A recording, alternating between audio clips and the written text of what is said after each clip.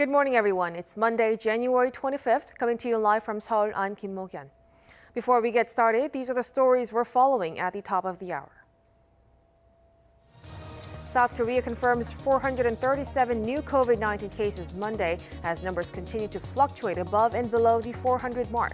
Despite a recent downtrend, authorities remain on high alert over cluster infections with more than 100 cases confirmed at a religious educational facility in Daejeon City. COVID-19 infections in the U.S. have topped 25 million, a grim milestone that comes just a year after the country reported its first case. Israel and many European countries are also intensifying quarantine measures to contain COVID-19 variants. And Tottenham Hotspur's Heung-min has been named Asia's choice for the continent's best international player of 2020 by the Asian Football Confederation. Our top story this morning, South Korea's daily COVID-19 cases are back in the 400s. This comes as an alarming new cluster has been spotted. For details, we have our Kim Do-yeon on the line for us. Do-yeon, give us the latest. Mo-kyun, to be specific, the country reported 437 new cases on Monday, 405 of which were local transmissions. The country was expecting the recent drop in cases to continue with the daily average of cases for the past 7 days falling, but today saw cases rise back into the 400s. Many of the new cases come from a cluster infection reported at a religious educational facility in the central city of Daejeon, where 127 cases were reported. The school, called International Education Mission School, is a boarding school with a network of facilities across the country. It was also reported that people from the school's education board traveled across the country for admissions information sessions. In addition, the Prime Minister said this could be another cluster similar to Shincheonji and the BTS Center for All Nations, as it's related to religion with the potential to turn into a massive cluster. He added that they will act fast to put out the fire early. The authorities will conduct mass testing at this school and on similar educational facilities to prevent any further clusters forming. That's all I have for you at this hour. Back to you, Mo-kyun. Thank you for that, Do-yeon. We appreciate it. And beginning today, small business owners in South Korea that were forced to temporarily shut their businesses due to COVID-19 can apply for a low-interest loan of just over $9,000. Eligible applicants are those currently renting a space to run their businesses and were affected by the measures put in place after the November 24th of last year. The interest rate for the government-backed initiative is set at 1.9% annually with a 5-year term. The types of businesses forced to close included pubs, singing rooms, and indoor sports facilities. COVID-19 infections in the U.S. have topped 25 million, a grim milestone that comes just a year since the country reported its first case. Israel and many European countries are also intensifying quarantine measures to contain the further spread of the new, more transmissible variants. Kim Hyo-sun reports. Accumulated COVID-19 cases in the U.S. surpassed the 25 million mark on Sunday after the country has reported its first case on January 20th, 2020. This means 1 out of every 13 people in America have contracted the virus. As of Sunday, over 417,000 Americans have died from the virus, according to Johns Hopkins University. While some parts of the country have been reporting a drop in daily cases, the new variants and the cold weather have many scientists worried. The U.S. Centers for Disease Control and Prevention has announced that 195 cases of the UK variant had been identified in 22 states as of late last week. In an effort to prevent a further influx of the new variants, Israel has decided to ban passenger flights in and out of the country for a week from Monday evening. The country's prime minister explained that the measure is to ensure Israel progresses quickly with its vaccination program. Many European countries which are grappling with the rapid spread of the new variants are also intensifying their virus prevention measures, including closing their borders and imposing a ban on international travel. Stressing that the UK is a long way from easing its antivirus rules, the country's health secretary explained that protecting the UK from new variants is crucial. So we've introduced pre-departure testing, and we've also introduced checks on everybody to check that that has happened and the passenger locator form is completed. But it is absolutely vital that we protect this country from a new variant that may not be as well dealt with by the vaccine. We cannot risk the progress that we've made. Belgium has decided to ban all overseas leisure travel for its citizens starting from Wednesday until March 1st amid fears over the variants. It has also put in place a mandatory 10-day quarantine period for all inbound travelers from Britain, South Africa, and South America. In Hong Kong, one of the island's most heavily populated areas has been locked down to conduct a mass testing of its population.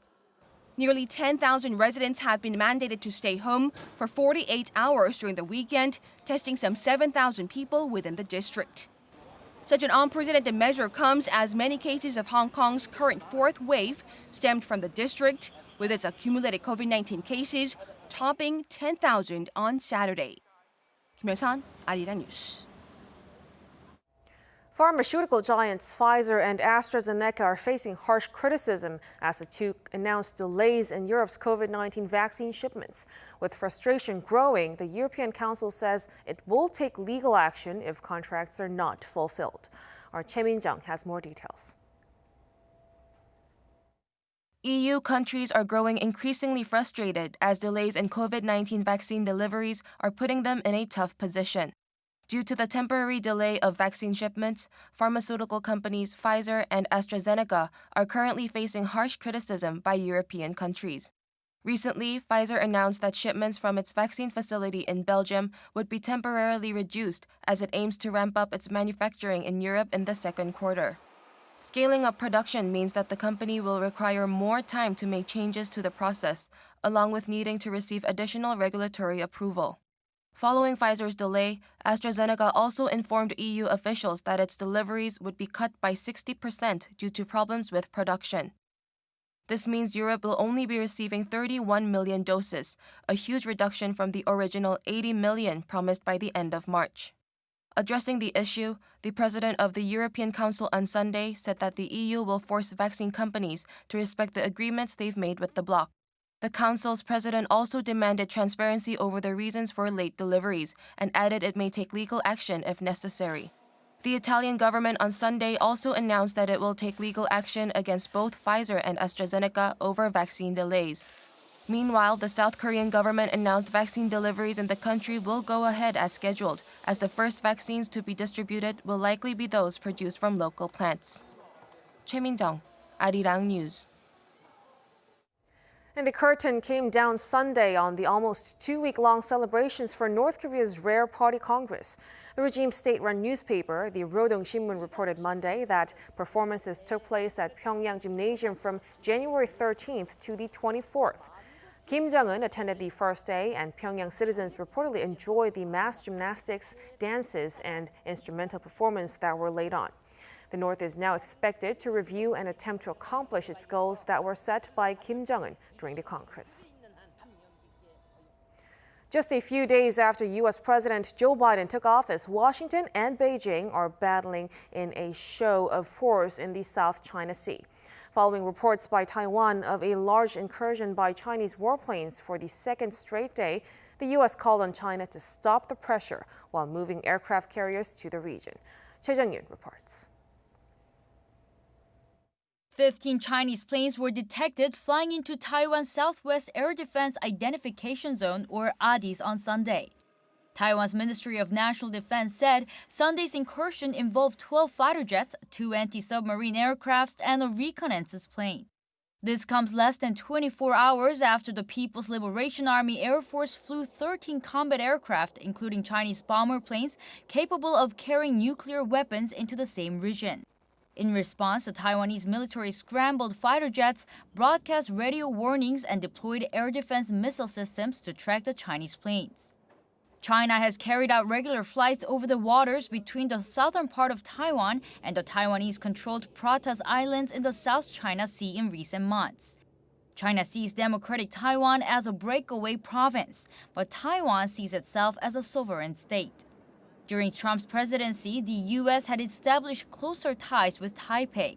Though the new administration's policy on China and Taiwan remains to be seen, the U.S. State Department said on Saturday the ongoing attempts by the PRC to intimidate its neighbors raises concerns and urged Beijing to cease its military, diplomatic, and economic pressure against Taiwan.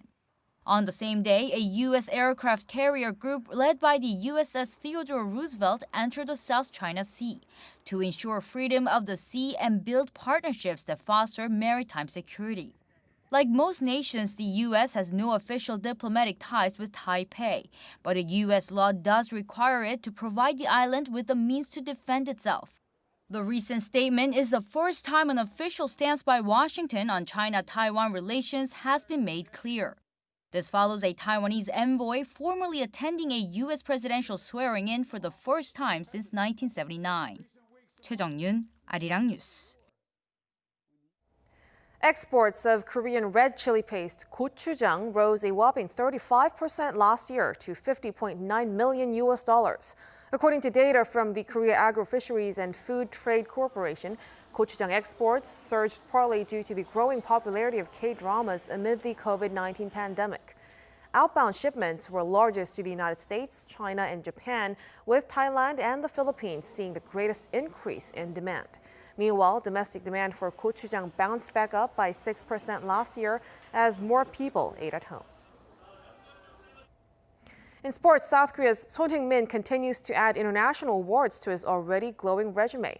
The Tottenham Hotspur's forward has been awarded Asia's choice of the Best International Player of 2020, a prize given out by the Asian Football Confederation. Lee Seung-jae has more. Tottenham Hotspur's Heung-min has added another trophy to his growing list of honors.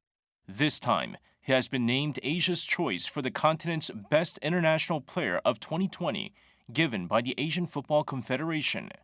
The annual award recognizes the club and national team performances of Asian players playing for professional clubs outside of the AFC. The latest award gives him 4, having previously won in 2015, 2017, and 2019. With the award chosen by fans and an independent panel of experts, Son is recognized for a superb calendar year in which he scored 22 goals for Tottenham. Son has also won Tottenham's 2019-2020 Player of the Year, the 2020 KFA Player of the Year, and the FIFA Puskas Award for the most beautiful goal in world football. Other South Koreans were amongst the finalists, including Lee Gang-in of Valencia, who finished 7th. In the women's category, Chelsea's Ji So-yeon finished 5th, while Hyundai Steel's Chang Seul-gi finished 6th. Ulsan Hyundai FC's Won Do-jae, who won the U23 AFC Championship MVP, was ranked 3rd among the Confederation's Best Young Player category. Lee Seung-jae, Arirang News. The music video for BTS's Dynamite has surpassed 800 million views on YouTube, becoming the group's 6th music video to reach the milestone. The video got there at 12:26 p.m. on Sunday, Korea time. It came just a month after it reached 700 million. Dynamite made history last year, topping the Billboard's main singles chart. The group received its first Grammy nomination in the Best Pop Duo Group Performance category with the song as well.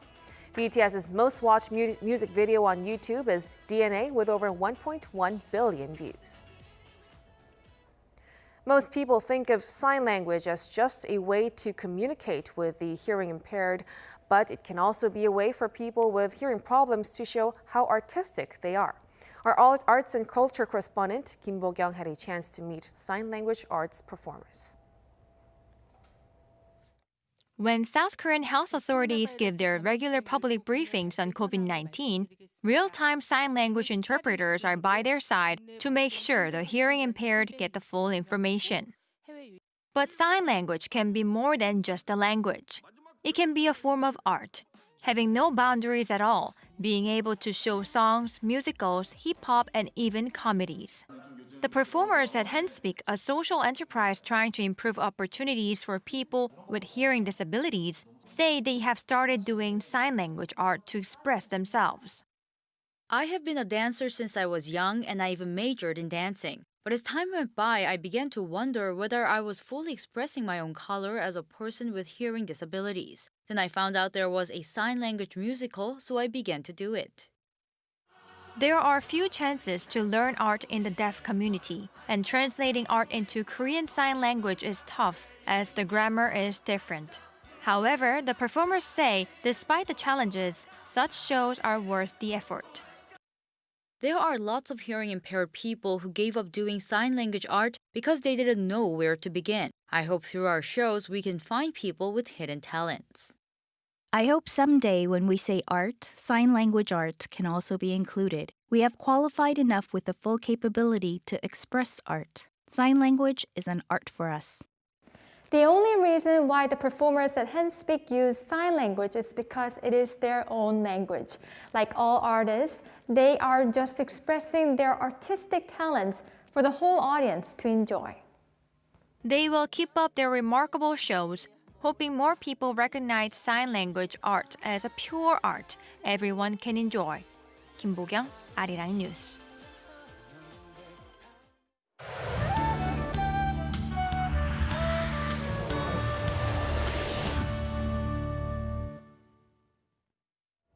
Good morning. We had a warm afternoon yesterday at 13.9 degrees Celsius here in the capital. Well, that's the warmest end of January temperature since weather observation started in 1907. Well, the weather looks to be similar to that again today, feeling more like late March than January. This morning's single-digit morning lows will rise to the double digits, and Seoul and Busan will get up to 13 degrees Celsius, while Daegu, Gyeongju, Busan will be covered with lots of clouds all day today, while the rest of us will be under mostly sunny skies. But the warmth will not last long until we are back to the mid-winter chill.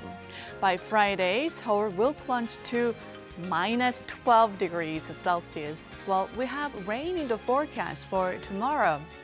Jeju will receive rain early tomorrow, gradually spreading to certain parts of the country as the morning goes on, while the capital region could receive spotty rain in the afternoon.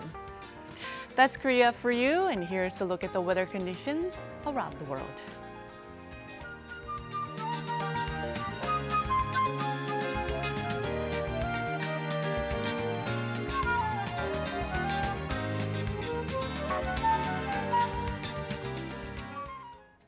And that's a wrap for us at the hour on Arirang News. We'll be back with more of the day's headlines at noon Korea time, so stay tuned. Thank you for watching, and goodbye.